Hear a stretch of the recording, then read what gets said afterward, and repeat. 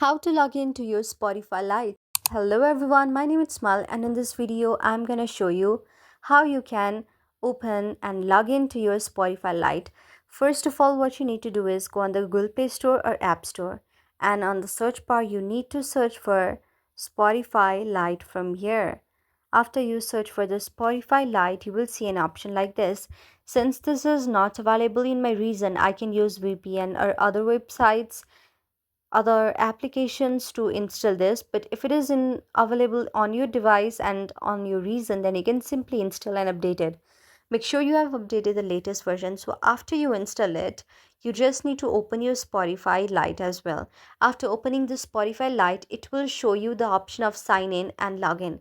Now what you need to do is tap on the login option if you already have an account. If not, then while signing up you will see three methods right there, that is from Google, from Facebook, and from your Gmail account. You can tap any of it, or also you can create your own account by tapping the username and then updating the new password from there. So you just need to follow up the informations with many options and choices that you have on Spotify Lite, and then at the end tap on the OK option and you are done. Your Spotify Lite is created, whether from your Google, Facebook, or any other social media's platform as well. So that's how I can do this. I hope you like the video.